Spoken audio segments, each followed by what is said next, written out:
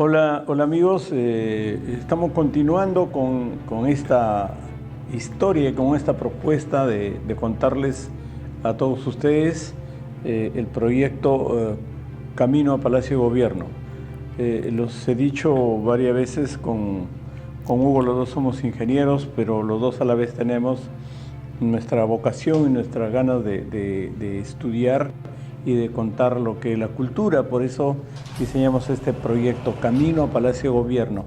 Ya hemos hablado de los presidentes que han llegado hasta 1845, creo, por Así allí, es. antes de Ramón Castilla. Y yo lo que puedo ahora comentarles es que la idea original fue narrar la vida de cada persona, narrar cómo llegaron a Palacio de Gobierno y qué es lo que hicieron, algo prioritario, porque es muy difícil contar la vida o las obras de tantos presidentes. Y yo lo que me doy cuenta es que hasta ahora no hay mucha información respecto a la vida de cada persona. No hay mucha información respecto a su familia, dónde nacieron, dónde estudiaron, si fueron a la universidad, fueron militares o fueron golpistas. No tenemos mucha historia. Yo he hecho un esfuerzo por averiguar, pero no encuentro muchos datos, salvo Echenique, por ejemplo, fue Tarapacá, pero no hay mucha información. Y hasta ahora hemos avanzado con los presidentes que prácticamente han llegado por golpe de Estado, producto de combate entre ellos, pero progresivamente vamos a ir encontrando ya más información. Hoy día tenemos, creo, uno de los presidentes que más nos han enseñado en el colegio. Yo que recuerdo, y creo que todos los colegiales se acuerdan que, por lo menos en mi mente, más que del nombre de Ramón Castilla, y es el tema que vamos a tratar hoy día junto con Hugo. ¿No, Hugo? Gracias por ayudarnos a difundir la historia de nuestro país. Gracias, Virgilio. A todos ustedes un saludo. Y bueno, comenzamos. Yo creo que con lo que nos hemos quedado la otra vez es el gobierno de. Justo habíamos terminado de hablar de los gobiernos de Domingo Nieto y Castilla. Tiene un periodo provisorio ahí que ha estado. Y ocurrió pues unas elecciones en el 1845. Unas elecciones que la ganó Castilla con la mayoría de votos sobre Vivanco. Manuel Ignacio de Vivanco. Él pues perdió esas elecciones con Castilla, que es su eterno rival de Castilla, ¿no? En ese tiempo era su eterno rival y tenía mucho conflicto entre los dos. Gana Castilla las elecciones en 1845 y de ahí en adelante vamos a contar lo que sucedió en la era del guano, porque aquí comienza una etapa de estabilidad política, por así decirlo, y también comienza una etapa en la que la economía juega un papel importante, ya que aquí el Perú consigue pagar de alguna forma sus deudas externas, también internas. Tenía deudas con los criollos por la independencia que costearon muchos de ellos, y aquí comienza una etapa bastante que es muy estudiada en colegios y también pregunta mucho en la universidad sobre la prosperidad falaz, que este es un tema que tiene que ver mucho con la era del guano, con Castilla, con Echenique, con todas estas personas que han gobernado el Perú y ya de manera estable, como lo hizo Ramón Castilla, que cumplió su periodo. Creo que es uno de los primeros en cumplir su periodo, ¿no, Virgilio? Sí, claro, hasta Seis acá, o sea, años.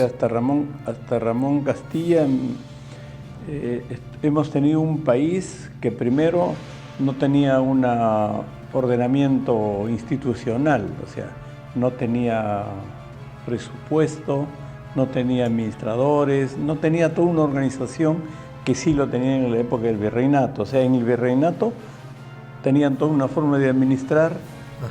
Vino la etapa de la independencia, luego los españoles se fueron y el país se quedó sin ninguna dirección. Sin ninguna dirección porque los libertadores, en este caso San Martín y Bolívar, regresaron a sus territorios y finalmente el país quedó en un desorden tremendo, pero sí quedó con el endeudamiento. Un endeudamiento externo porque para financiar la campaña libertadoras pidieron préstamos a Colombia, pidieron préstamos a Chile y préstamos también a Inglaterra. Y un financiamiento interno que era producto de los aportes que daban los patriotas, que daban los peruanos para financiar la guerra. Pero mira qué interesante y qué contradictorio lo que el proceso libertario hubiera sido, digamos, un aporte voluntario, una idea social generalizada. Dice los historiadores que los generales, los libertadores iban sacando préstamos para mantener la guerra. Caballos, seguramente monturas, clavos, comida, alimentos, todo lo que necesitaban, o tomaban en posición algunas casas, unas viviendas. Al final todo eso se convirtió en deuda. Y como tú dices, al final el Perú en la época de Ramón Castilla llegó con dos grandes deudas. La deuda interna, que eran los préstamos que los peruanos habían dado a los libertadores, y la deuda externa. Y la deuda interna empezó a pagarse con el tema del guano de la isla, y ahí surgieron otros problemas que lo vamos a ir comentando a medida que vamos conversando. Miren, vamos a hablar primero del primer gobierno de Castilla, que ocurre del año 1845 a 1851. Ese es el primer gobierno. Son 6 años que gobernó Ramón Castilla, 6 años durante los cuales hubo estabilidad política, no hubo ningún intento de golpe de Estado. Castilla era una persona muy preparada, era también un caudillo, y justamente por eso era muy respetado y muy aclamado por la gente, ya que había hecho una campaña militar muy buena previa para derrocar a Vivanco, a todas las personas que intentaban llegar al poder de manera inconstitucional mediante golpes. Entonces él, de la mano de Domingo Nieto, consiguieron que el Perú regrese a la constitucionalidad y a la estabilidad política, social y económica. Es por eso que el primer gobierno de Castilla se considera muy importante en el siglo XIX, ya que le dio esa tranquilidad que el Perú necesitaba. Y aquí comienza una etapa económica también importante, conocida como la era del guano, ya que el guano era un elemento que se había asentado en las islas de Chincha. El guano de isla de la Chincha, de Chincha, perdón, es un abono que sirve para dar nutrientes a la tierra, y de esta manera hacer que las plantas crezcan y los alimentos crezcan de manera eficaz. Fue descubierta o hallada por Humboldt, Alexander von Humboldt, creo que es un alemán. Él fue el que lo dijo que eso valía plata. Él nos los dijo. Y se encontró en Chincha, que es una isla que está al frente de Ica. Este abono tiene nitrógeno, fósforo, potasio, que son elementos importantes para el crecimiento de las plantas. Y justamente es por la corriente de Humboldt que existe, porque la corriente de Humboldt nos trae aguas frías del sur y de las profundidades del Océano Pacífico, y es por eso que nuestro mar es frío. Y esta corriente nos trae fitoplancton, zooplancton, flora y fauna, entre ellas la anchoveta, que sirve de alimento para las aves guaneras. Ojo que ahí la existencia de anchoveta hace que existan aves. La existencia de aves hace que exista el guano, porque estas aves tienen que anidar en una isla, y anidan en las islas de Chincha, y ahí es donde también hacen sus deposiciones, y por eso es que durante varios años, puede decirse durante miles de años, han depositado sus deposiciones ahí, y eso ha formado capas de hasta 30 metros de altura, que gracias a la falta de lluvias ha hecho que eso no se descomponga y se quede ahí, o sea, que no se diluya y se quede ahí deshidratado, de tal forma que se pueda extraer para el abono. Y esto, pues Castilla decidió explotarlo.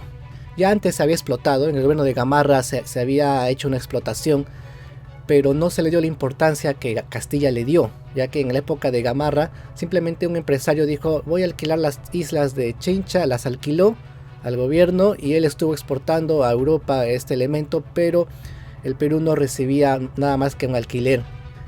Así que ahí el Perú estaba perdiendo, y ese hombre se estaba haciendo rico, ese empresario. Así que Castilla dijo, ya vamos a poner orden aquí, vamos a poner orden aquí y vamos a hacer que el Perú gane un porcentaje alto de las ventas del guano. Así que se admiten unas ordenanzas para contratar a personas, pero como el Perú no había gente que estuviera, o sea, los criollos no estaban sin dinero porque habían aportado a la guerra de la independencia. Castilla estaba buscando inversionistas que sean solventes, que tengan dinero, pero no había en el Perú. No había ricos en el Perú, a excepción de extranjeros que habían venido como ingleses. Así que Castilla contrata a una firma llamada Anthony Gibbs e Hijos, es una compañía inglesa de Inglaterra, y pues esta compañía decide explotar, o sea, a pedido de Castilla es contratada y explota estos yacimientos de guano en las islas de Chincha, y recibía el Perú un buen porcentaje favorable al Estado. Y así es como el Perú comenzó este auge guanero que le llegó a dar grandes ingresos al Perú, pero que más adelante, por mala maniobra de los gobernantes del Perú que sucedieron a Castilla, este dinero pues no se supo aprovechar bien y al final el Perú quedó en deuda, quedó en bancarrota. Por eso se llama prosperidad, pero falaz. Prosperidad falaz. Así es el nombre que le dio Jorge Basadre a esta etapa de la era del guano. Pues bien, sí. La era del guano, igual nuestros profesores y algunos historiadores lo cuentan siempre como un hecho afortunado para el Perú, ¿no? La época del guano, pero porque sí, efectivamente en el año 1840 aparecieron tres grandes descubrimientos o tres grandes fortunas.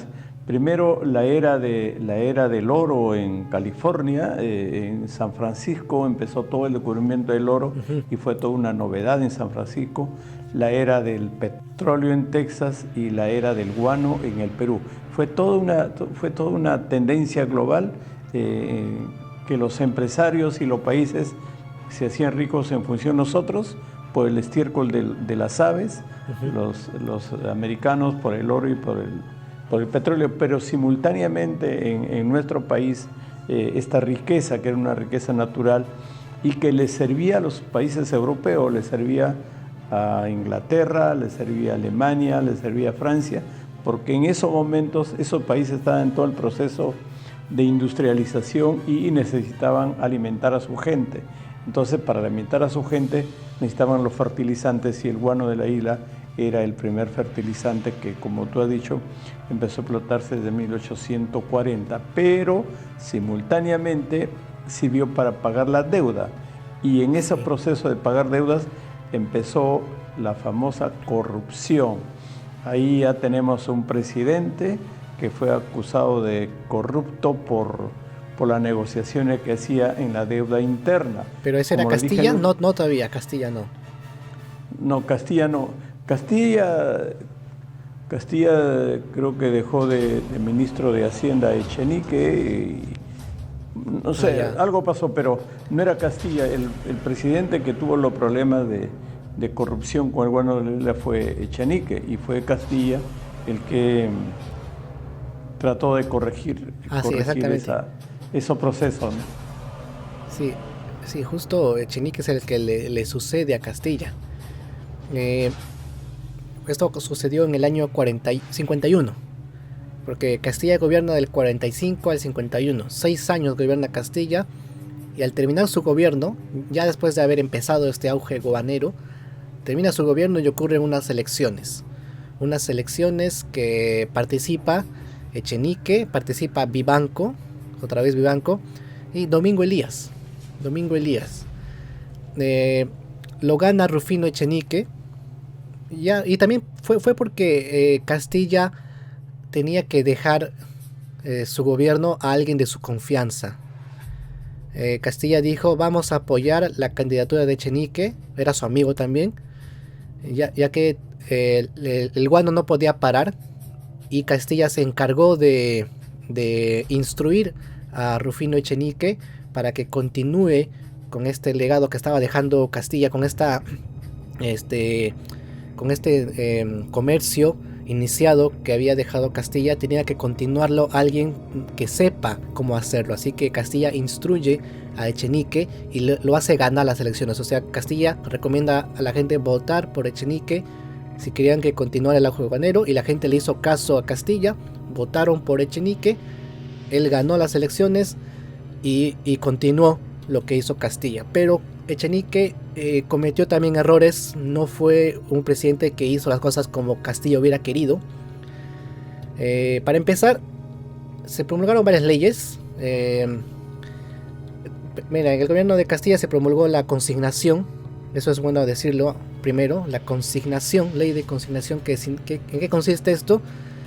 Es el contrato con los ingleses, ya lo mencioné, estas empresas inglesas que dieron su inversión, ¿no? Dieron su inversión para el guano. Pero también se hizo una ley de consolidación. ¿Y qué quiere decir esta ley de consolidación? Significa que el gobierno, el Estado, paga la deuda interna a las personas, a las personas criollos que han aportado a la guerra de la independencia. Les comenzó a pagar la deuda, esos cupos que cobraba San Martín y Bolívar, ya eso le comenzó a pagar. Y esto lo continuó Echenique durante su gobierno. Pero ¿qué ocurrió? Ocurrió que la gente que tenía que pedir su dinero, comenzaron a falsificar firmas. Comenzaron a falsificar las firmas de Bolívar y San Martín, porque solamente tenían que presentar un documento firmado por ellos y lo comenzaron a falsificar. Echenique cae en esto y es acusado por el Congreso de corrupción. Sí. A ver, voy a complementar con unos números, ¿no? A ver. Dice que cuando terminó su gobierno Ramón Castilla, se estimó y dejó documentado de que la deuda interna por pagar era 4.500.000, o que podría ser 5 o 6 millones de pesos, que en ese momento eran pesos de plata real. Pero cuando ya ingresa Echenique, el endeudamiento o la deuda interna empezó a crecer y crecer y crecer, y de 4,5 millones fue hasta 19 millones, finalmente tuvieron que pagar como 23 millones. Justamente por lo que tú dices, porque la viveza siempre ocurre, ¿no? Siempre el vivo y el peruano, eso es lo malo que he aprendido, que lo primero que aprenden es hacerlo vivos. Falsificaban documentos con la firma de San Martín, falsificaban documentos con la firma de Bolívar, de los generales que participaron. Dice que inclusive descubrieron una casa donde esta casa se dedicaba a fabricar documentos químicamente para poder cobrar, y se generó ese escándalo. Era como Azángaro, como el Azángaro de la época. Como el Azángaro, que tenía una empresa que falsificaba documentos. Y como habían dos leyes que se promulgó en la época de Ramón Castilla. Una ley que es una deuda entre un privado y el Estado. Si hay duda, hay que creerle al privado. O sea, lo hicieron prácticamente para beneficiar a los falsificadores de documentos. Y la otra ley decía que las deudas que el privado tiene que cobrar al Estado nunca prescriben. Entonces alteraron tantos documentos y como había tanto dinero que venía producto del guano, había tanto dinero, entonces se generó la primera gran corrupción en el Perú. Fue en la época de Echenique y en la época del guano, pero además con dos leyes que les facilitaba este tipo de trampas o este tipo de trampas que hacían con el Estado, ¿no?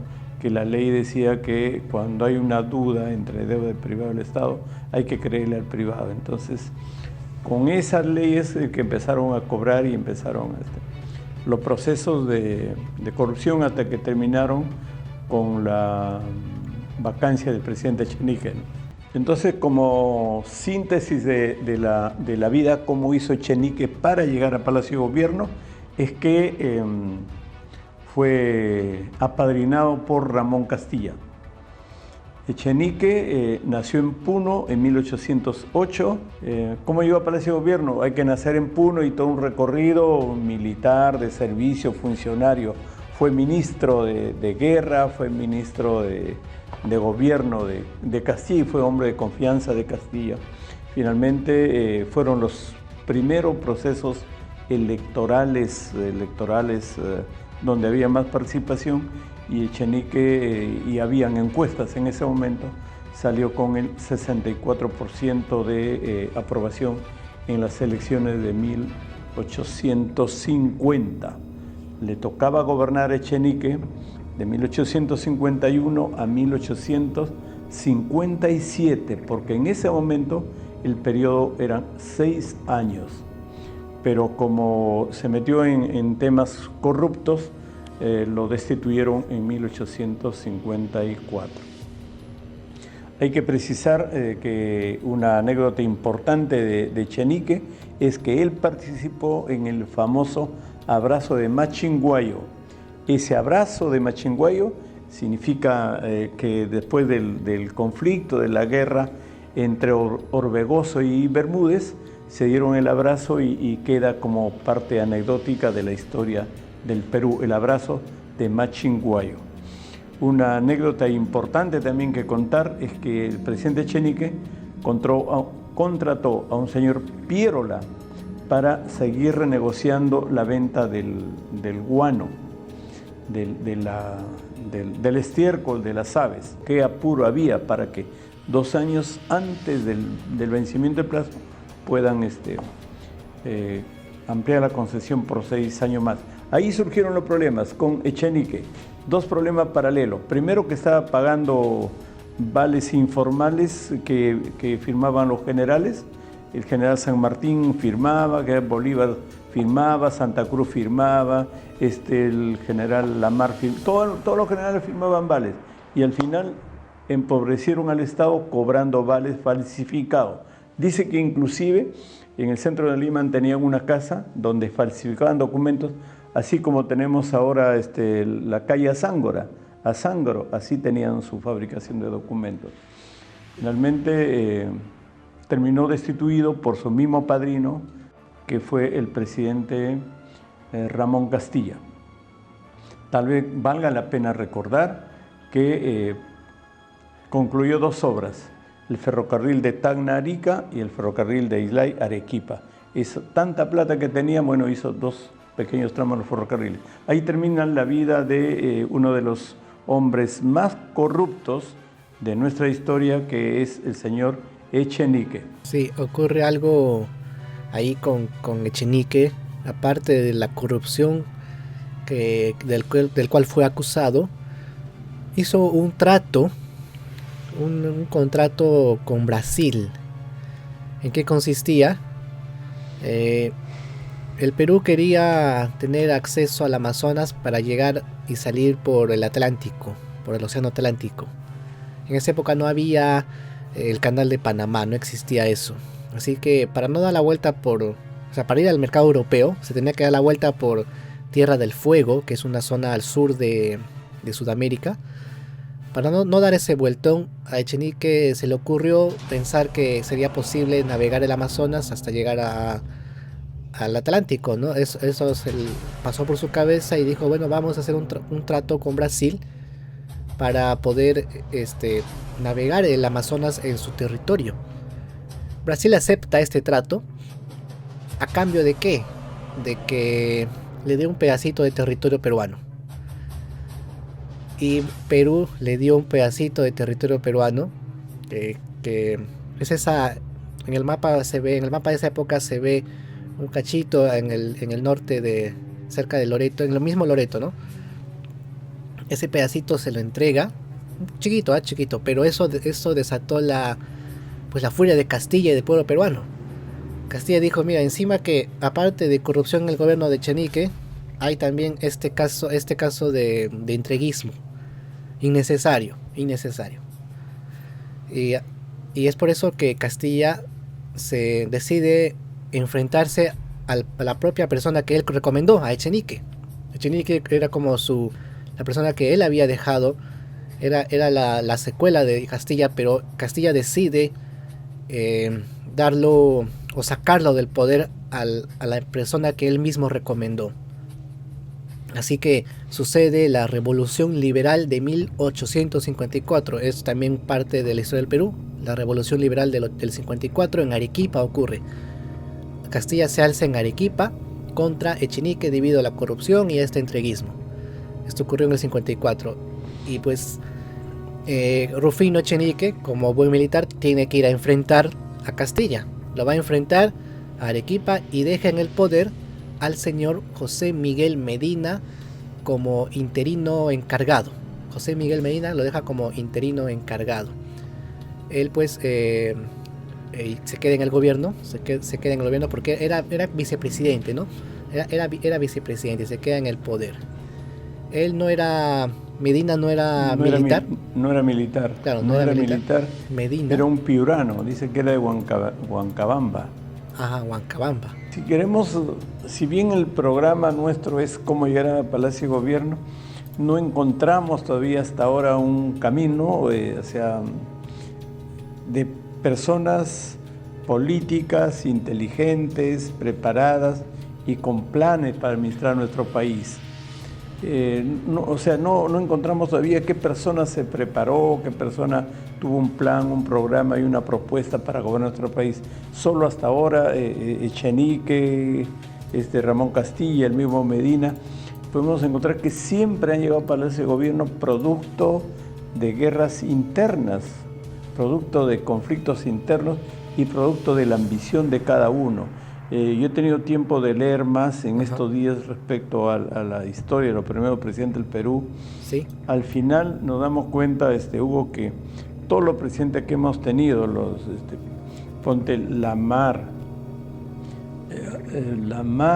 Gamarra, Orbegoso, Ajá. Santa Cruz, Salaverry, Castilla, Echenique, todos estos presidentes originalmente han sido militares que luchaban por los realistas.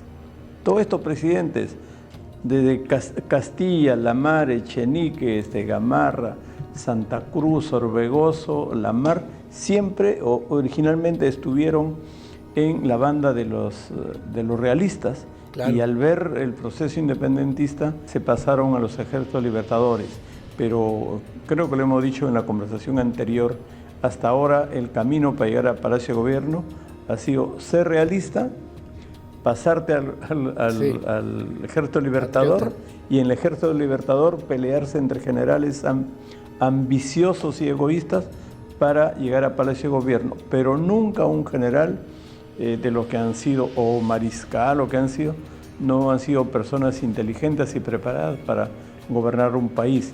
Por eso mismo, con lo que tú dices ahora, Echenique regaló un pedazo de terreno a los brasileros porque no tenía la concepción de un estadista, tenía simplemente la concepción de un militar que solamente pensó un pedazo de terreno que no significaba nada para él, pero mucho para nuestro territorio. En realidad, hasta ahora, como aprendizaje, podemos, determinar que el país nunca estuvo organizado ni como Estado, ni como sociedad, y que el proceso de independencia o la independencia lo hicieron dos ciudadanos que estuvieron temporalmente en el país y se fueron, y nunca se quedó una concepción de lo que debe ser el Perú y de lo que debe ser la visión de república.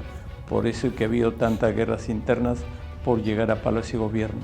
Bueno, ocurre que tanto Echenique como Castilla también han hecho obras por supuesto con el dinero del guano, como por ejemplo en el gobierno de Castilla, en su primer gobierno se hizo el ferrocarril Lima y Callao.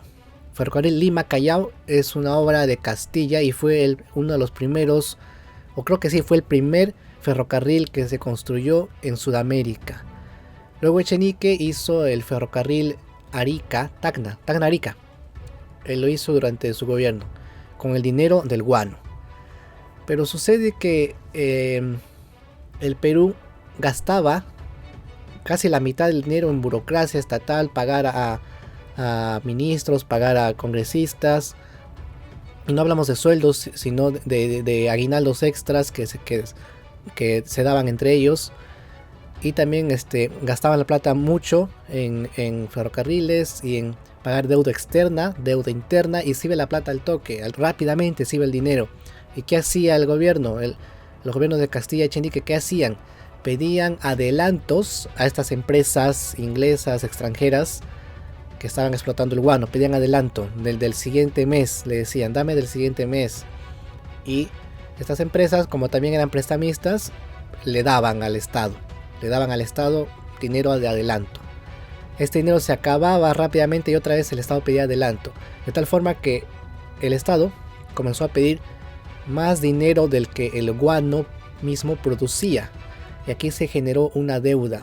Se estaba explotando el guano a deuda, y el Perú estaba muy confiado de que a futuro el guano le iba a ser más rentable y se podía terminar de pagar. Pero estaba muy equivocado, los gobiernos estaban muy equivocados, porque el guano se iba a acabar muy pronto. Así que el Estado comenzó a endeudarse,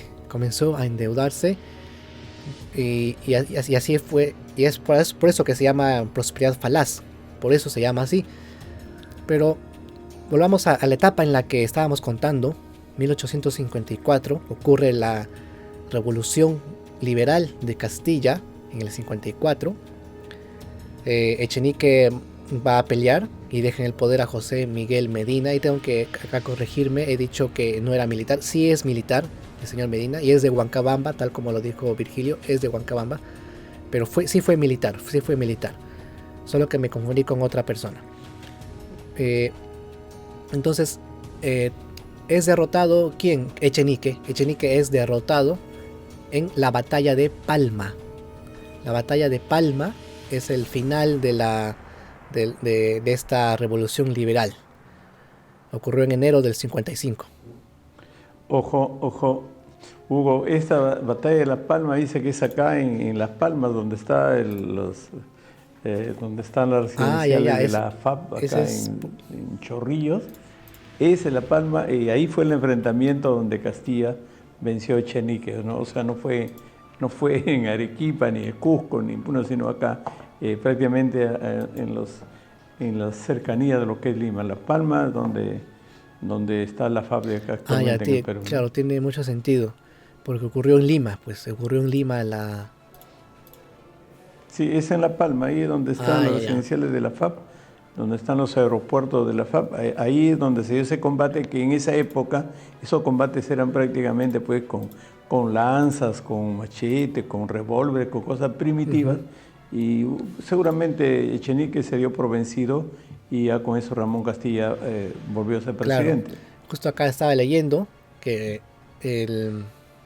las fuerzas de Echenique se enfrentaron a las de Castilla, tuvieron bajas de entre 3.500 a 5.000 soldados. Esas fueron las fuerzas involucradas, y tuvieron unas bajas de 500 a 1.000 soldados. En esa época sí también eran bastante sangrientas las batallas. Es que el siglo XIX, ¿no? Había todavía esa, como usted dice, primitividad en el armamento todavía. No teníamos no era el siglo XX, donde ya comienza la era de los aviones y todo, ¿no? Bueno, seguimos contando la parte en la que termina la batalla de Palma. Pierde Echenique, es derrotado, mandado al exilio, y Castilla se queda como presidente provisorio primero como provisorio, y luego ya ocurren unas elecciones. Pero mientras era provisorio, Castilla decide elaborar una constitución. En el año 1856 elabora la Constitución Liberal, y esto no le gusta a un personaje de la historia del Perú llamado Manuel Ignacio de Vivanco. Otra vez aparece Vivanco en escena. Ya antes se había enfrentado a Castilla, era su eterno rival, y Vivanco, como era conservador, lo enfrenta a Castilla por esta constitución liberal que hizo. Entonces Castilla se vio obligado a darle batalla a Vivanco una vez más, y deja en el poder a José María Raigada, otro militar que se queda como encargado del mando, y también a Miguel de San Román. Miguel de San Román, otro militar que se queda como interino, encargado interino, porque era presidente del Consejo de Ministros. Ellos se quedan como interinos mientras Castilla va a pelear contra Vivanco. Esta guerra civil del 56 termina pues en 1858 con la derrota de Vivanco, ¿no? Y ahí ocurren las elecciones presidenciales del año 58. En 1858, tras la derrota de Vivanco, ocurren las elecciones, participa Castilla y participa Medina, José Miguel Medina, que ya habíamos mencionado, que era el vicepresidente de Echenique, también participa, pero obviamente el que gana por peso y por peso político, por peso militar también, y por caudillismo, porque había mucho caudillismo en este personaje, es Castilla. Castilla gana las elecciones y continúa en el mando, esta vez como presidente constitucional de la República. Y gobierna, termina un periodo de 3 años, porque ya había iniciado él en el 55, entonces tenía que continuar nomás. Y durante su gobierno, pues tiene otro vicepresidente que lo pone de interino, que es el señor Juan Manuel del Mar. Ya, Juan Manuel del Mar, él no es militar, es un jurista, un político, abogado, no era militar. Y ocurre algo importante en 1860. Elabora Castilla otra constitución, esta vez mezclando cosas conservadoras con liberales. Ya no era tan liberal como antes. Hace esta constitución en 1860 y termina su gobierno Castilla en 1862. Ahí termina su gobierno. Entonces hasta ahí es la parte importante de la era del guano. Obviamente la era del guano continúa hasta el 71, pero ahí es donde Castilla deja de gobernar. Sí. Ahí prácticamente Ramón Castilla promulgó 2 constituciones. Ajá. La del 56, que era conservadora. La constitución de 1860 era ya un producto de una negociación entre los conservadores y los liberales. Y los cambios fundamentales que se dieron en la constitución de 1860 fue primero que eliminaron la pena de muerte que estaba en la Constitución de 1956, y por otro lado el periodo que en el 56 era de 6 años, en el 60 pasó a ser de 4 años. Tal vez puede ser la cosa más importante de Castilla, haber promulgado las 2 constituciones, y fundamentalmente la Constitución de 1860, que fue la mezcla de todas las posiciones, tanto políticas, conservadoras como liberales, y es la Constitución que prácticamente nos duró casi hasta 1967 duró. 20, hasta la época. Sí, porque hay otra constitución en el 67, ya en el 20 se promulga otra más. Otra más, pero es la constitución que más tiempo la ha tenido. Sí. Entonces, si se requiere conocer como obra de Ramón Castilla, serían las 2 constituciones. Además de lo que nos enseñan siempre en el colegio, es la libertad de los esclavos y la eliminación del tributo de los indios. Sí, eso sí también. Que han sido prácticamente obras literales, porque yo ahora que estaba leyendo dice que los indígenas ni siquiera se enteraron de que se había promulgado una ley, porque como el gobierno más sacaba dinero del guano y el tema de las contribuciones se habían olvidado. Entonces, una de las enseñanzas también que tenemos, que los gobiernos se han acostumbrado siempre a las contribuciones.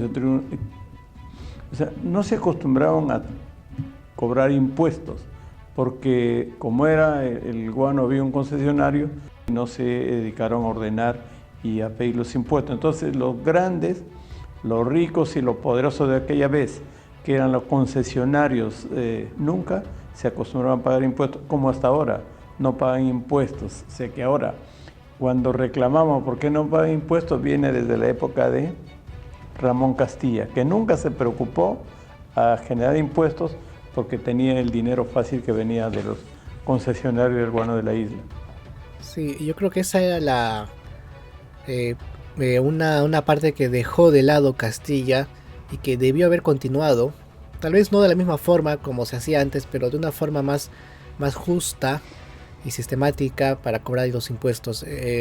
Yo pienso que Castilla se confió mucho en el guano, se ha confiado mucho en este elemento que, por cierto, sí tenía que ayudar al Perú. Era algo que le iba a generar mucho ingreso al Perú, pero no fue muy bien aprovechado, ya que se endeudaba mucho.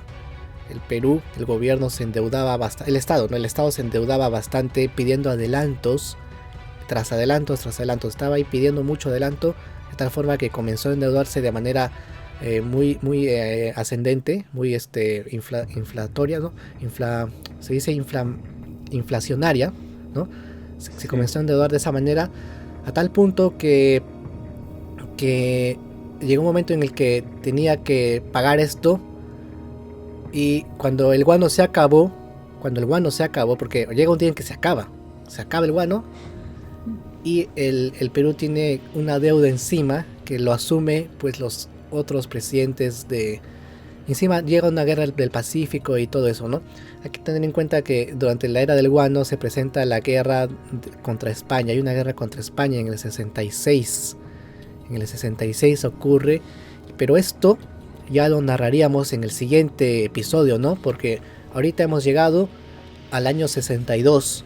Todavía es la era del guano y ocurren unas elecciones en el 62, ya cuando Castilla termina de gobernar, ¿no?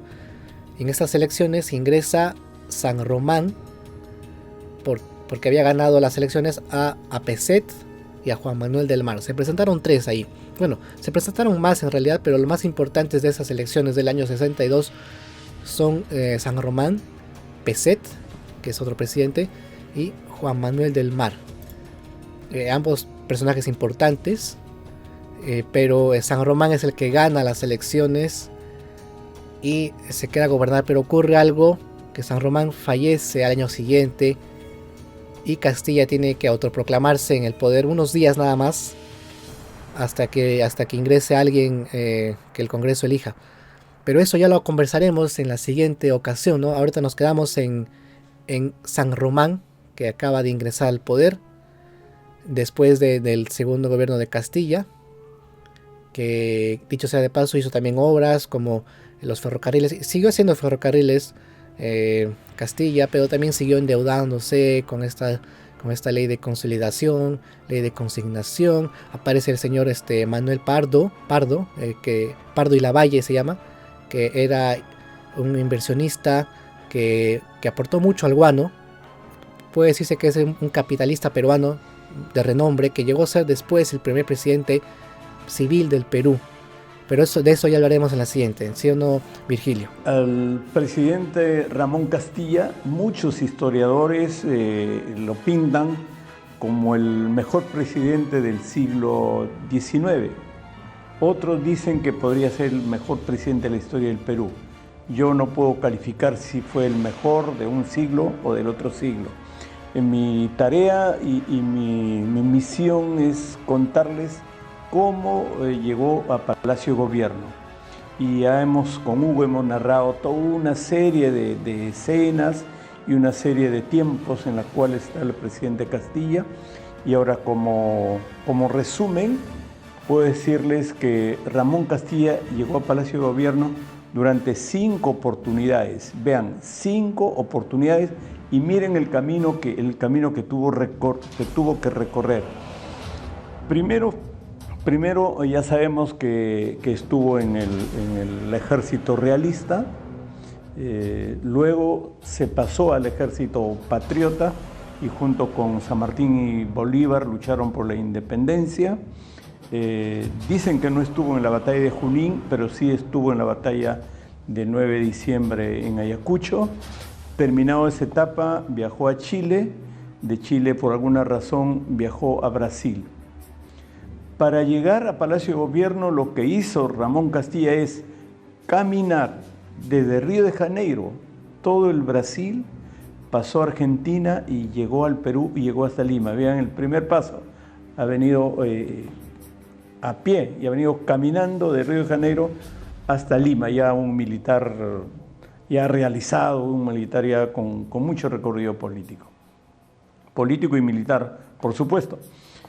La primera vez que Ramón Castilla llega a Palacio de Gobierno es en 1844, cuando hay un golpe de Estado contra Juan Domingo Nieto, o sea, producto de un golpe militar.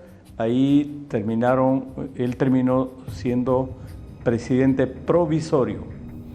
Esa es la primera vez.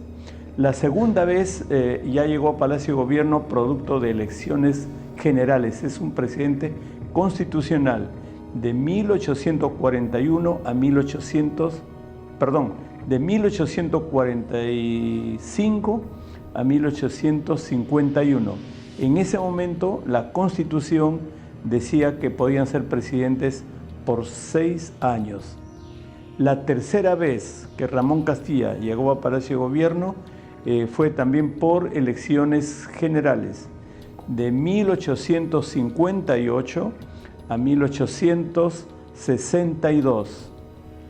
Solo 4 años, porque la Constitución también establecía 4 años como periodo de gobierno. La cuarta vez que Castilla llegó a Palacio de Gobierno fue cuando le dieron un golpe de Estado al presidente Echenique. Y ya recordamos que Echenique fue destituido por acusaciones de corrupción y ahí entró Ramón Castilla, quien lo había promovido, le dio un golpe de Estado y fue presidente por cuarta vez en 1853 a 1856. La quinta vez que Ramón Castilla llega a Palacio de Gobierno es cuando el presidente Miguel San Román fallece. Este tenía 2 vicepresidentes. El vicepresidente Peset, que estaba en Francia, y el vicepresidente Pedro Díaz Canseco, que estaba en Arequipa. Entonces, al fallecer, los 2 vicepresidentes estaban lejos y dice que los generales, la gente de mayor decisión que estaban en Lima, decidieron poner de presidente a Ramón Castilla, mientras el segundo vicepresidente, Pedro Díaz Canseco, que estaba en Arequipa, podía llegar a Lima. Esa quinta vez, Castilla se quedó de presidente solo por 5 días. Y hay que reconocerle ahí a Ramón Castilla que cumplió con su palabra, porque podría ser que ya estando en Palacio y con las tradiciones que teníamos antes, podía quedarse de presidente de la República. Pero cumplió con su palabra, llegó el vicepresidente Pedro Díaz Canseco y entregó el mando en los días que habían quedado. Esos son los caminos que recorrió Ramón Castilla para llegar 5 veces a Palacio de Gobierno. En este camino de llegar a Palacio de Gobierno nos encontramos con el presidente Miguel San Román. Miguel San Román nació en Puno. Creo que inclusive por eso que en Puno tenemos una provincia que se llama San Román. Entonces hay que nacer en Puno, seguir todo este recorrido que hizo el presidente Miguel San Román, de ser militar, ser político, ser ministro de guerra, ministro de marina, una serie de responsabilidades políticas, hasta que en 1862 Ramón Castilla convoca elecciones generales y uno de los candidatos que también apoyaba a Castilla fue Miguel de San Román. Dice que en ese momento había 3 candidatos: San Román, Juan Antonio Peset y Manuel del Mar. Al final, producto de negociaciones, hicieron que solo el candidato haya candidato único, Miguel de San Román, y como primer vicepresidente iba el otro candidato, que era Juan Antonio Peset, y segundo vicepresidente otro militar, que es Pedro Díaz Canseco. Ganó las elecciones en octubre de 1862 y, como es la vida, en abril de 1863 falleció. Se acabó la vida y al acabarse la vida le tocaba la presidencia al primer vicepresidente. que es Juan Antonio Peset. Pero este vicepresidente estaba en Francia también en un tratamiento médico. Entonces, que venga el segundo vicepresidente. El segundo vicepresidente estuvo en Arequipa. Los tres estaban fuera. Como estaban en Arequipa, entonces allí es donde asume la presidencia Ramón Castilla por 5 días. Llegó Pedro de Canseco a Lima, asumió ese cargo de presidente mientras llegaba el primer vicepresidente que estaba en Francia. Entonces, el camino para llegar a Palacio es también esperar que tu presidente pueda fallecer, como en el caso de Saint-Romain. Así que, amigos, hay miles de caminos como llegar a Palacio de Gobierno. Por sucesión, por enfermedad o por fallecimiento de alguno de los jefes. Ahí termina la vida de Miguel de Saint-Romain, puneño, y solo estuvo en Palacio de Gobierno 7 meses. Bueno, dejamos ahí, Hugo, gracias por acompañarnos y nos veremos en la próximo conversatorio que se llama Camino a Palacio de Gobierno. Muchas gracias, Virgilio. Nos vemos, amigos míos. Hasta la próxima. Chao, chao. Gracias.